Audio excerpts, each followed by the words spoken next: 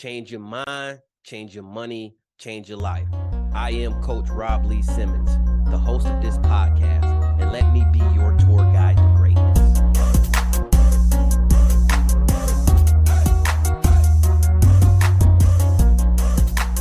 If I was doing any better, I would be you. Welcome to the Greatness Academy podcast.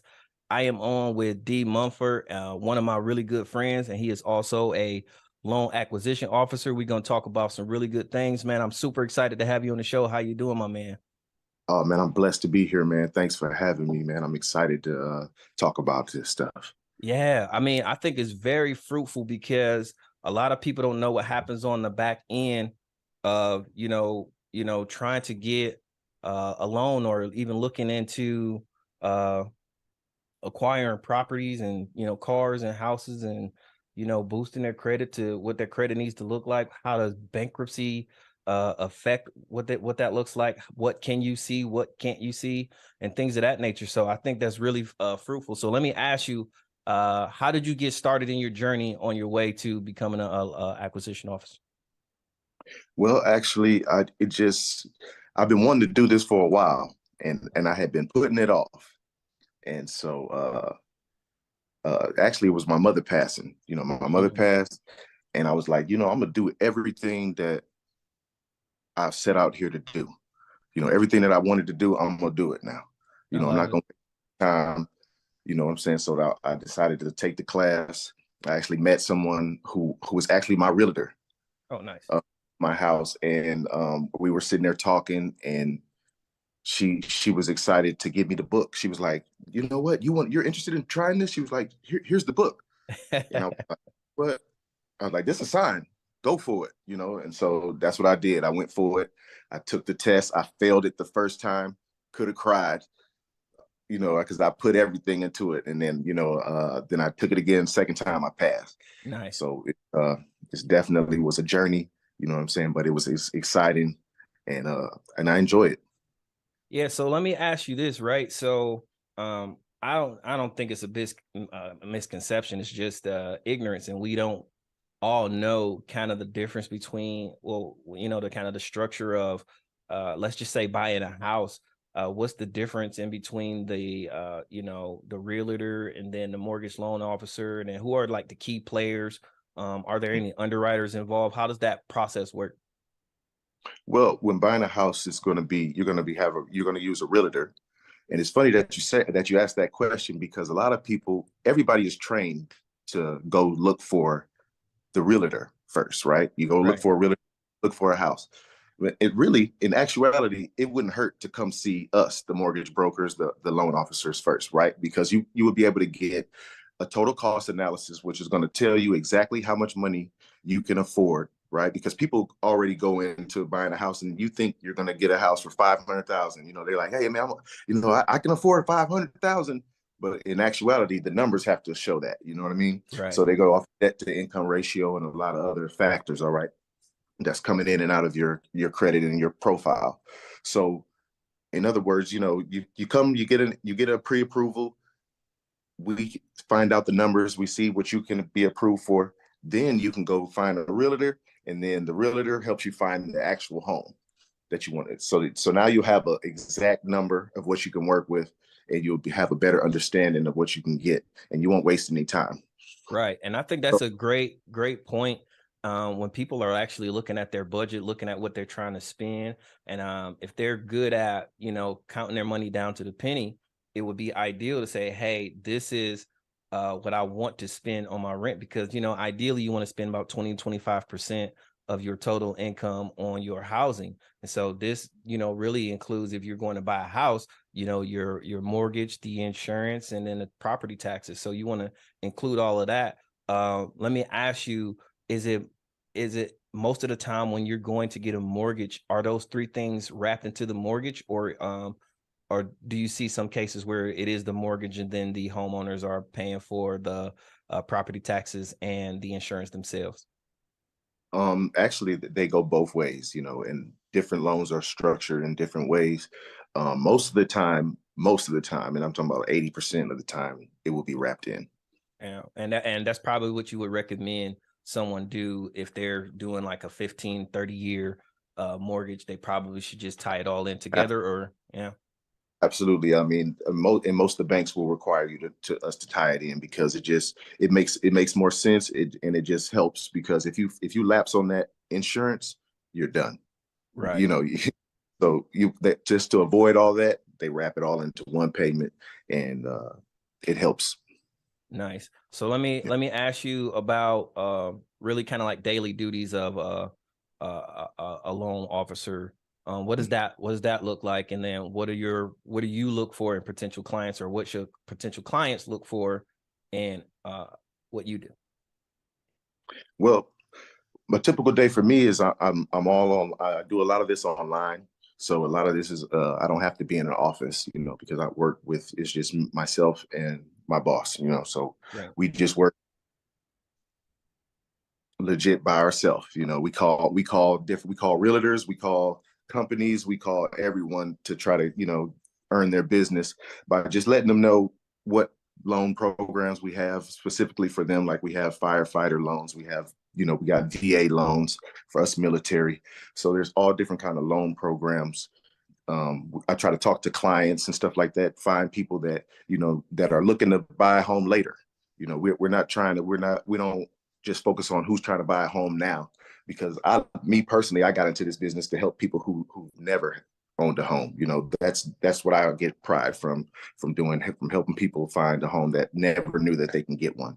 Yeah, and I think that's huge because a lot of people really don't try to buy a home because they don't understand the process and they believe that they can't afford it.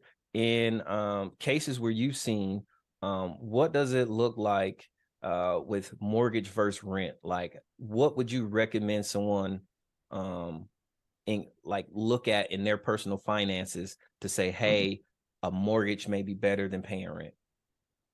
Well, I would look at the average rents in your areas. Where I'm at in the DFW area, I mean, you're looking at like $1,200 to $1,300 for rent for one bedroom apartments. Wow. And so that right there tells you that you can afford a home. All right. You Correct. can get a $250,000 house, you know what I'm saying, for the same amount, as long as you got the money down. So, I mean, a lot of times people don't understand that they can afford the home because they've been paying rent for so long. And now they have programs where you don't have to put as much money down. So because a lot of times that's what the issue is. Okay, people can afford the rent, but their rents are so high that they're not able to stash the money how they want. They're not Right. able to and save the way that they want to. And so now it's there with these programs, it allows people to be able to get in this position. So now when people get their income tax money, it's time. It Right. can be time Right. on, and Right. get out of that rat race of rent. Oh, I love it. So, in your experience, what are some of the challenges that borrowers usually face when they come see you? What are some hard stops for you? Or hey, go back in and do these a couple of things to figure it out. Well, for me, there's a lot of different challenges, and most of it is just being direct and being upfront. The customers, they come in, and they'll tell me, that they got this and that. They'll tell me, "Oh, I make 50,000," and they only make 30,000. You know what I mean? Right. So those are the things, we have to be honest with one another when we're working with one another, so that we can get the best look at first, because I can tell you that you're pre-approved, right? And then once we get into underwriting, they find out that, hey, these numbers aren't exactly what they are. Right. If you're buffering stuff, I like to buffer under. I'd rather somebody buffer under what they make if they're making commissions and things of that nature. So that way, when we get the pre-approval, if it comes out to be more, then we're in the gold. Right. Right. But things are under, it creates a challenge, because a lot of people will leave out thinking that they're on the road, and they're actually not.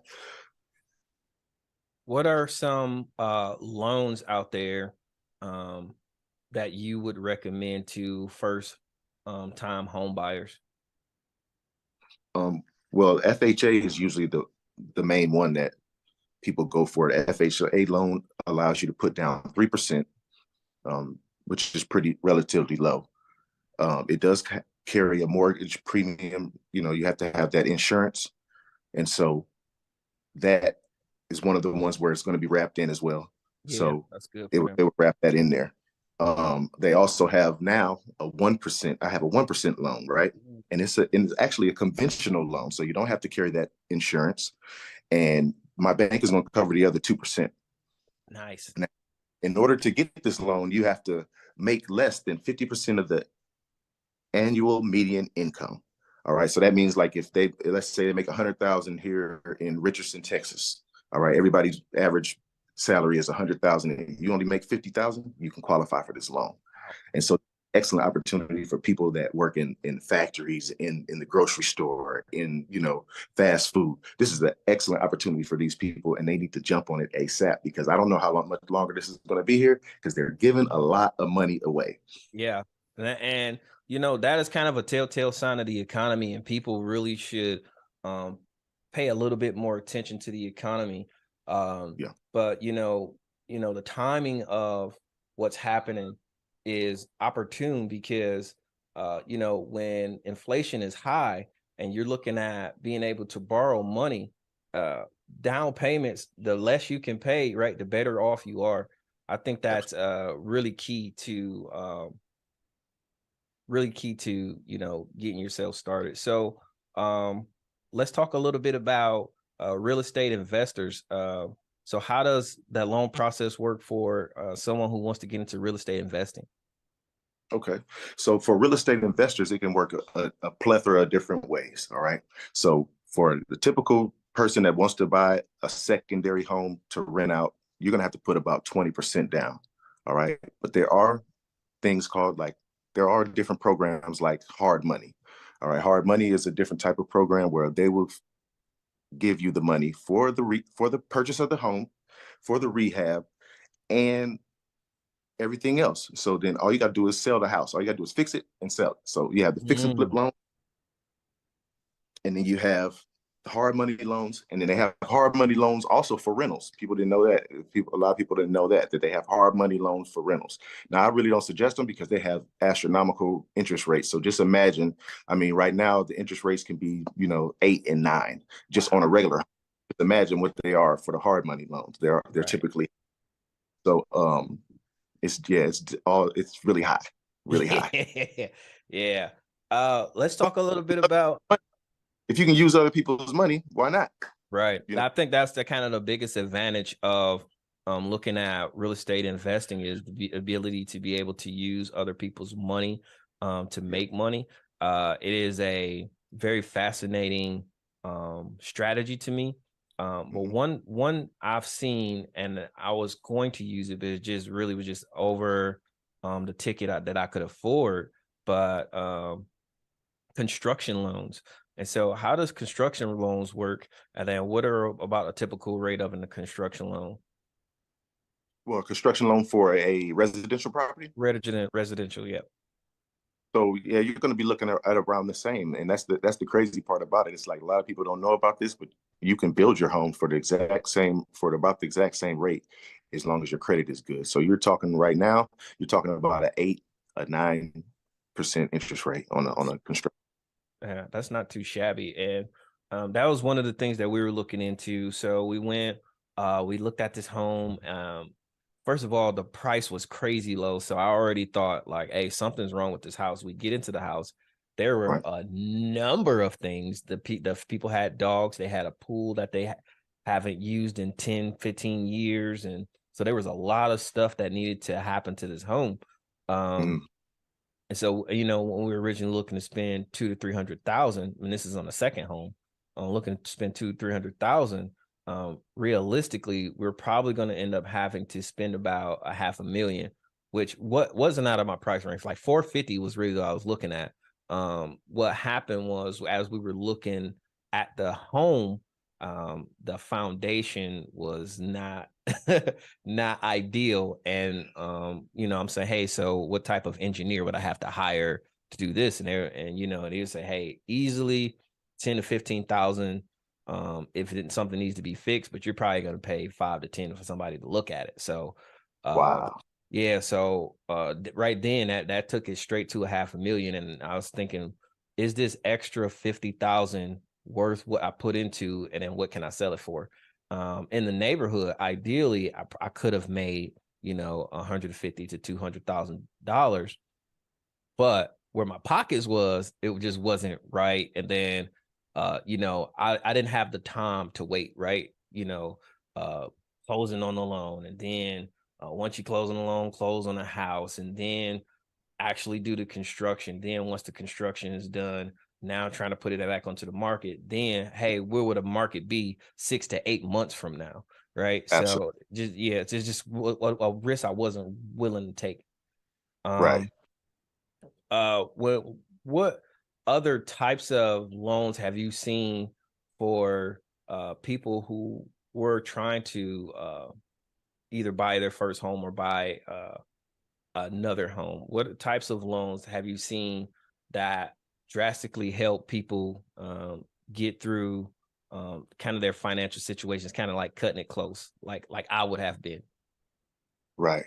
So cutting it close. So like you mean like a situation where somebody was not able, wasn't going to be able to afford something, and then they were, or you Yeah, mean so like, yeah, like if say I my budget is hmm, 450. I really want this home. I need 500, but my numbers basically say, hey, my max stretch is 450. What could I do at that point? if you wanted, if you're trying to build, then you'd have to look for another builder. As Yeah. far as Yeah, like the loan process, it's like, once you're only approved for that amount, that's what you that's get. it. Once they say they come back and they say, hey man, he's approved for 450, you're approved for 450. The only thing you can do is talk to your realtor and see if they can get you a better deal on the home, or you can come up with a little bit more money down. Um, Mm, I didn't think about that. and a lot of the times you can take, people can borrow, you can borrow the money as well, because a portion of your down payment can be a gift. And so you can borrow the remainder of the money from someone else. You just can't take a loan. You can't necessarily take a loan for it, because that's going to mess with your debt to income ratio. Right, right. Yeah, I think that was one of the key pieces I was looking for right there, right? So like as far as when you're going to look at your loan, when Hmm. you're getting a loan, basically what you guys are looking at is, hey, what is your debt to income ratio? Can this person afford to take this loan? If you start to max out the what we can give you, right, you can't go anywhere to get another loan. Like I mean, it is what it is. The only thing you can do really just kind of get hard cash, and or again, get it borrowed, but it can't be a loan that can be captured. um Right. so how do you stay up to date with the latest like trends of the market and things of that nature? Oh, I stay subscribed to all the different banks that I work with. They blast me with emails every day, so I got to spend some time to read and keep myself abreast of everything that's going on every day, because things change every day. Right. So it's like they have it's like almost like a news ticker thing Yeah, that yeah. we have. Yeah, you like, hey, what's hot today, what's Message hot this all week? day like, "Ding, up, it's went up, it's at 10% right now. So if you didn't close, hurry up."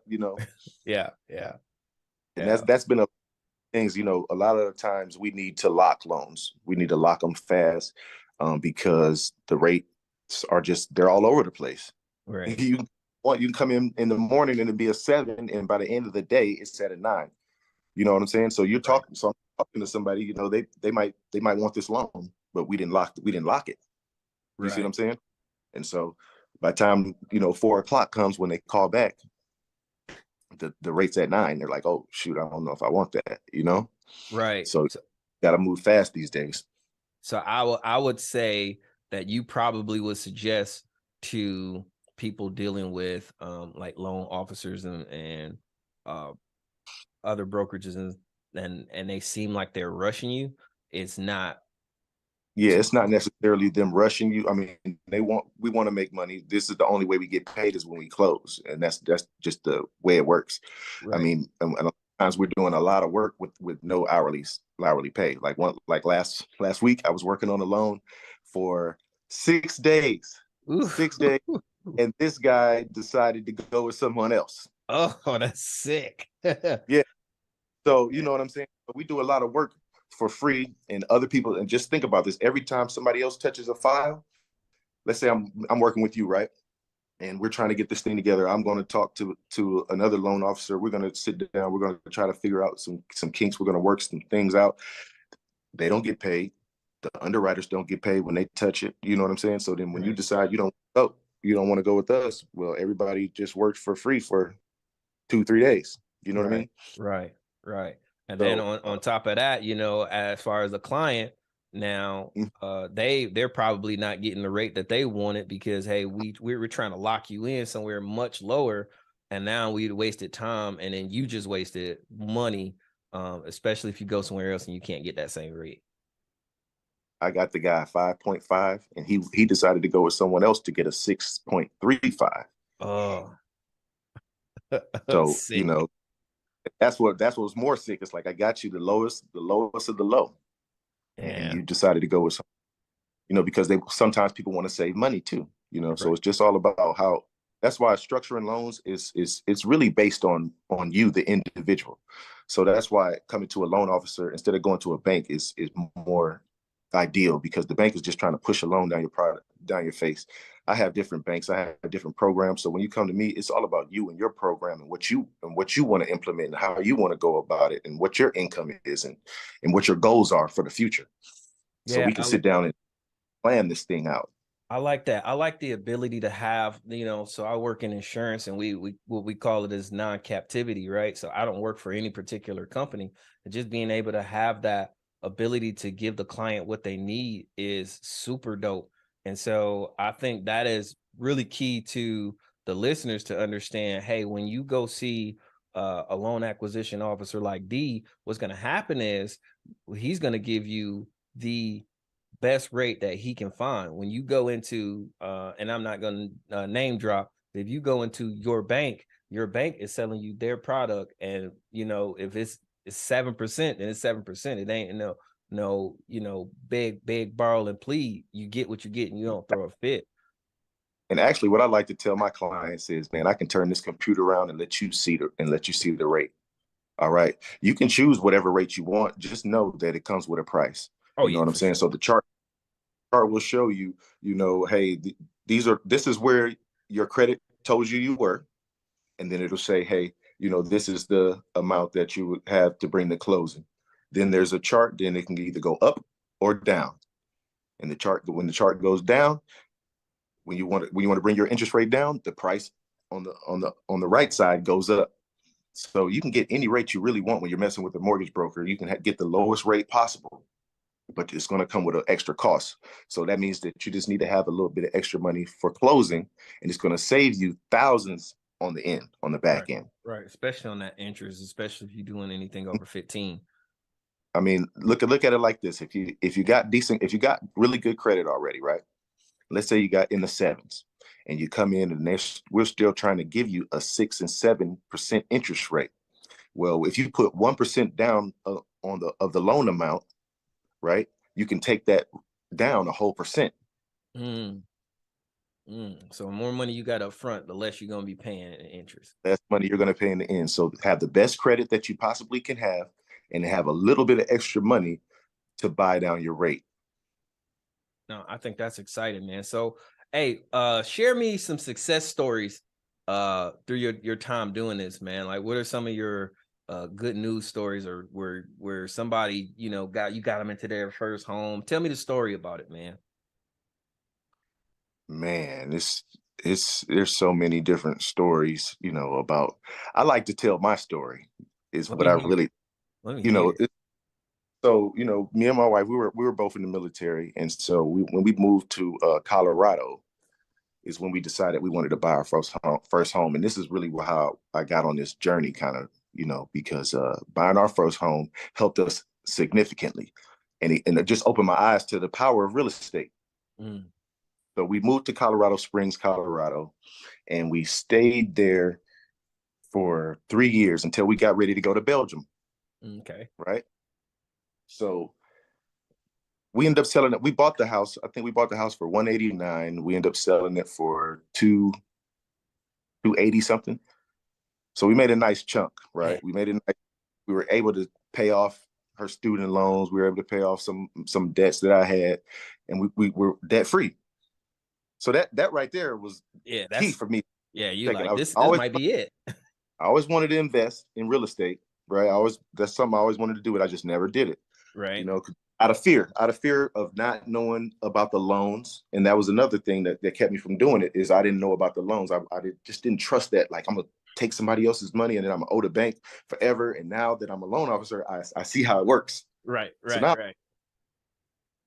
so all of these things played a part. So like I said, when we sold that home, it allowed us to pay all of that debt off, and we were debt free. And we're like, dang, our credit just went up. Everything just started happening, right? Yeah. Because Yeah. of. And I'm like, man, just think about that. All you got to do is go to a neighborhood that's brand new, purchase a home, and then every home that purchases, every home that's built in a neighborhood that's new is $10,000 in equity for you, right? So you buy a house. So when I bought this home here in Dallas, Texas, once they built the house next to me, I got 10,000 equity. Once they built the house over next to that side, they got 10,000 equity. So that's all you got to do is save your money, buy a house in a popping neighborhood that's growing, right? Watch the money grow, and then hold it for 2 to 3 years, and then sell it. You Wow. make 100. You make 100K every year. Wow. That's the game. That's the game. That is the game, my man. Um, in your opinion, what are some essential um financial skills that people should have prior to um coming to see you? You don't really have to have any financial skills. We're going to work with you how you come, and you're going to learn with us.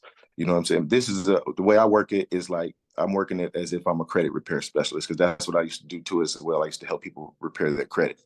And so when you come to me, we're going to talk.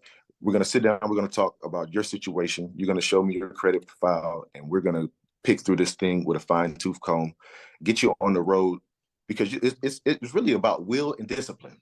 That's it. It's That's a lot real. about will and discipline. It's like people have the money, but you're spending it on other stuff. Right. Yeah. I just told one of my buddies the other day, I was like, man, when you gonna come talk to me about getting a home? And he was like, man, he's like, I gotta save the money. I was like, man, look down on your shoes, man. You got on Gucci. You got I it. just the closet, bro. You got Christian and Louis Vuitton shoes in the closet. If you got 10 pairs of those, that's a down payment right there. That's your down payment for your home right now. Right. You wearing Yep, it. wearing it. So it's Yep. like it's all about our priorities, what we like to do or what we choose to do with our money. If you come and sit down with us, then you got an accountability partner because I'm not gonna let you slip on it. Right. You know, Right. No, that's amazing. So, like looking at credit and the aspect of coming to see someone, and then you see their credit, you see their debt to income ratio. About how long does it take if they're not qualified where they want to be or qualified at all for a loan? About how long does that take to fix and come back to see you? where typically we want your debt to income ratio to be around 42%. They say 43, but I say 42%.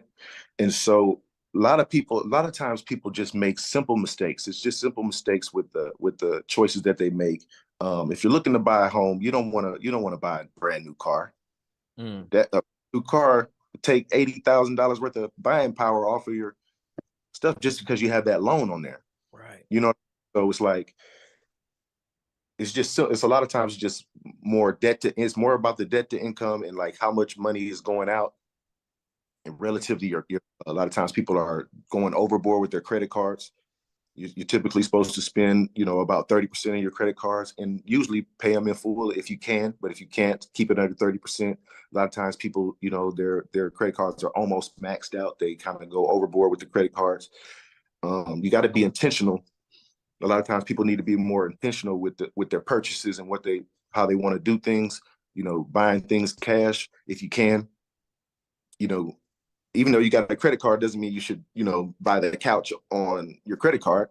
Right. You know, still save up, maybe half of it, and then, pay the other half with the credit card. Keep your stuff, keep everything low. Hey, I got a question now. So this kind of rung my bell when you were going through it. So I actually got a couple questions. The first question now, I just want to kind of clarify. When you talk debt to income ratio, can you explain that a little bit more? So you say your debt to income ratio is at 42%. So what does that mean? Like, how much do I make? And then that 42% is based off of the how much I make. So let's say I make $100,000. Yeah. I can only be in debt a specific percentage of that amount, or how does that work? Yeah, 42% of that is what you can have. So pretty much all they're going to look at, all we're looking for is like your credit card payments. That's the main thing. Your credit card payments, your and your house, anything that's like in your house, like your house bills and things of that nature, and your rent. So those three things really is basically what we're looking at. And those three things will That's have the you. telltale. Right, right, right. Those Let's three say things they if have. you, I mean, yeah, they're not looking at cell phone bill, your smaller things like that. They're just looking at that credit card. How much money are you putting out on your credit cards every month? How much money are you putting out for your rent and your car notes? If it's less than 10 payments, there we have to report it. So right, some of the things that we usually tell people. Like sometimes people they owe something on their car and they got a couple dollars. I'm like, hey man, pay your car off because that's going to help. That's going to put you in a better position and it's going to boost your credit for one, for two. right, So it'll be things like that, or paying your credit card down, like paying the credit card debt down past a certain amount because we know that we need your payment to be only 500, but your payment right now is 750. right, right. That's You know? crazy. This is like, well, that's when you figure out if the math is mathing or not, right? Yeah, for sure, for So sure. my other question would be kind of looking at so some people have different strategies with credit cards. Are Hmm. you looking at their total max borrowed power on their credit cards, or simply what they have debt on? So let's say I have like a person like me, I probably have 6 credit cards. I only use one. The other ones I use to kind of just keep that high level of Station. yeah. So basically it shows that, hey, I can borrow a lot, but I only use maybe 5-10% of it. So are Right. you looking at that 5-10%, or are you looking at that all of that borrowing power? They're looking at all of it actually. So we're looking at how much you have, how many different credit cards you have, because that right there shows, like you said, the responsibility. So you got 6 credit cards, through different institutions in the range from 5 to 10,000, and then you got, and then some people might only have one card, but how do they use it? You see what Right. I'm saying? Right. So they're looking at how you use it, how much money you already borrowed, and how much money you already are responsible for, and do you make your payments on time, and also pretty much how much money is it total, Mm, how much is on your credit profile total. Okay, he's got 100,000, he's got 100,000 in credit cards, and then he's got a $50,000 car. He's looking real good. He's paying all this stuff on time. He keeps his stuff under 30%. You're gonna be a prime borrower. right. Right. And I think that's why I just want to try to keep myself and other listeners into Mhm. that mind frame and that ballpark of saying, hey, how do I become a prime borrower? One of the biggest things that I think is important of being a prime borrower is how to use that money to make money. And can we kind of hinted on it, but do you have any stories of clients who are able to do that successfully, to be able to come get a loan, fix up something, pay that loan back, and then come back and get another loan? Do you have any stories like that? Oh, absolutely, man. I plenty of guys that come and fix their credit and establish their business credit and move on and do big things. One of them is Seven Complete. One of my my rap buddies. He came through and they got their herbal teas going, and Nice. so it's it's all about getting having a. One thing I heard you say is you were like the profile. So Yeah. the one thing I can suggest is that you have a full profile, and a lot of people don't think about this, right? Mhm. So credit consists of a lot of different areas, right? You got your residual credit, right? You got your what do you call it? Your revolving. You got your Revolving revolving credit. Hmm. credit lines, right? So you want to have a full credit report. You want to have a little bit of everything. And see, me personally, what I try to teach my students is let's mess with every institution that you want to mess with, right? So let's go for me. Let's talk about myself. So me, I was in the military. So of course we're going to use Navy Federal, right? For Navy sure. Federal, the best banks, right? I love it. We got USAA. USAA is great with for insurance, right? So we For use sure. USAA. I got hip to PenFed. I'm gonna drop another gem. If you Yeah. got anybody listening, you guys are military, you want to use PenFed. PenFed is really good with giving out nice credit lines. All right, all right. So then now that I have those three, those are the three anchors for me as a military person. Right Right. now, I'm looking on the other side. Now I'm going to got Mastercard, Discover, right, and Visa. Mm, Mastercard, Discover, and Visa. So you can mess with Capital One, and then you got Capital One, right? Vehicles. Capital One is very good with vehicles. So you got yeah. Capital. So that's how you stack your accounts. So now you're looking at my accounts, you're like, whoa, wait a minute. He's got, you know, three different banks, right?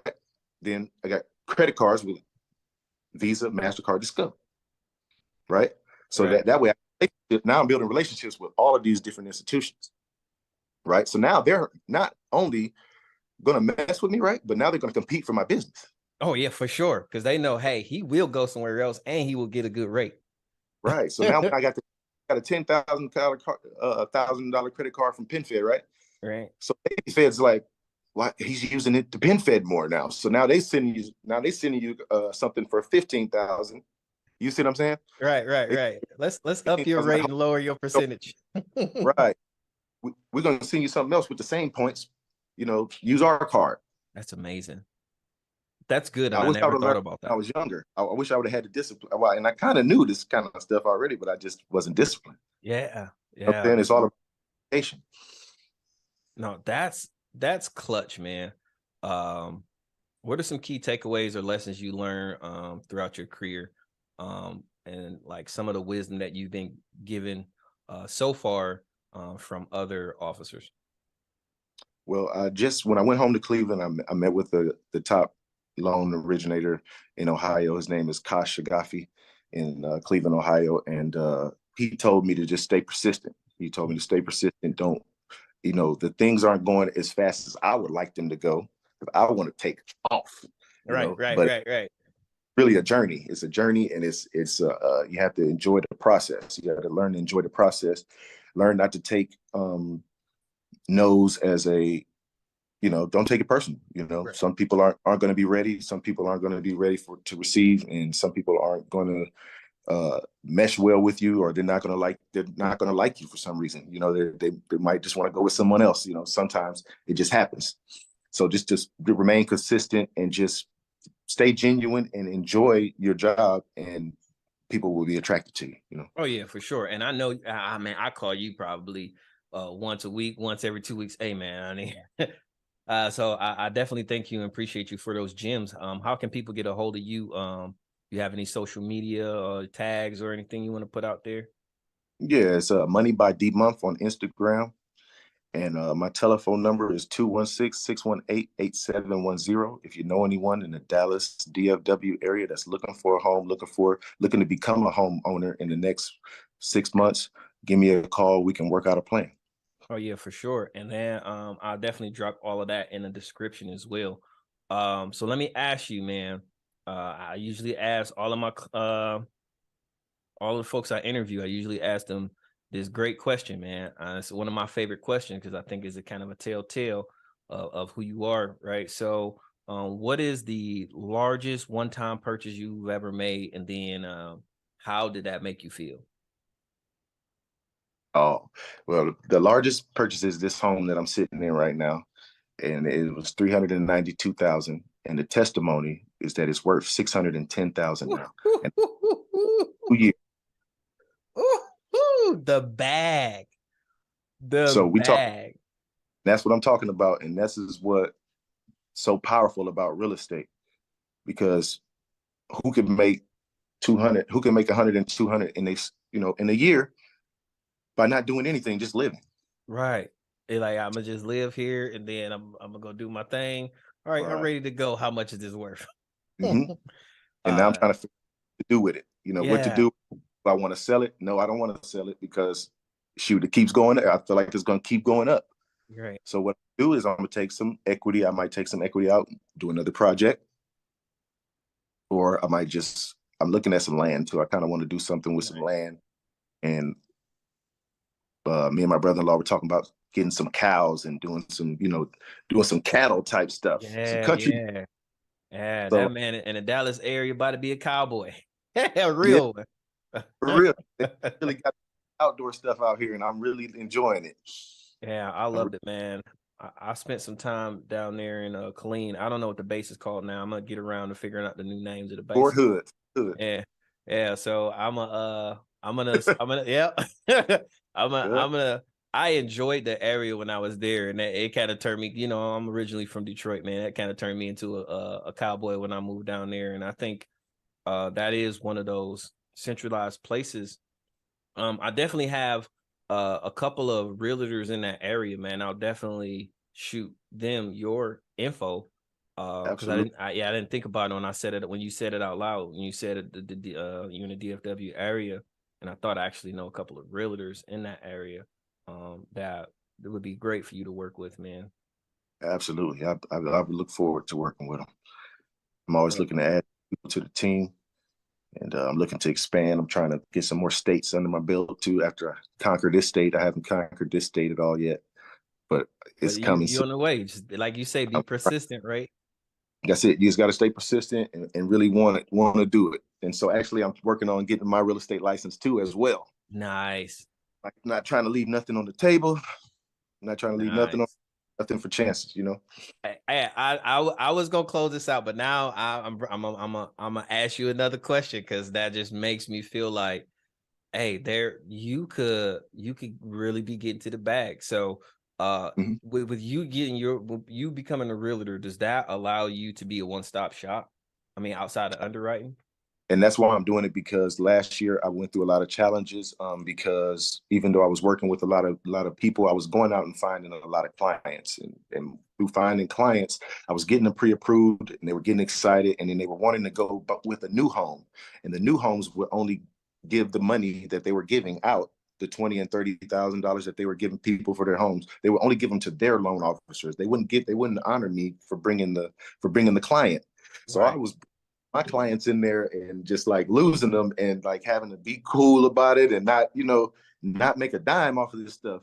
And so I was really frustrated for a while, and I was like, man, how can I avoid this, really? And right, so I was like, what, get your realtor, and in that way, if they end up wanting to go with a new home, I don't lose on the realtor, so I can still represent them as a realtor, and they can get the best move for them, and it won't hurt me.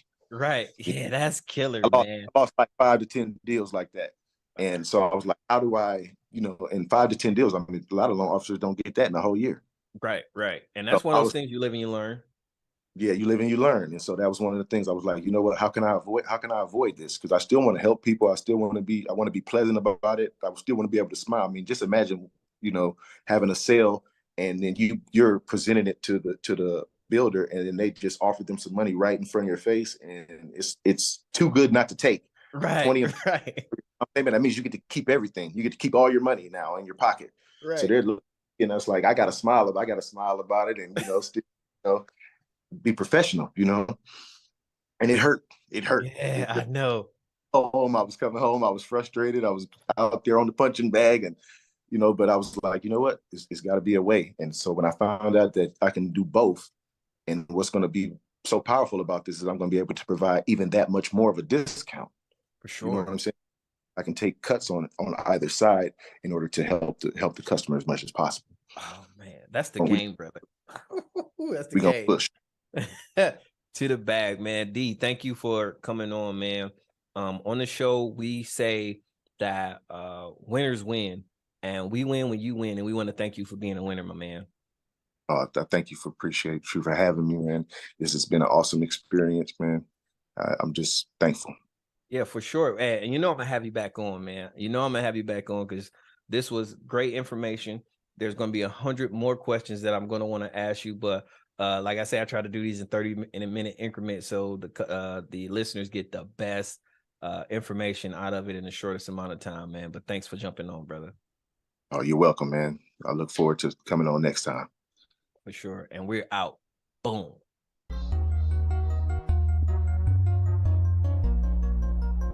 Thank you for joining the podcast. And remember, change your mind, change your money, change your life.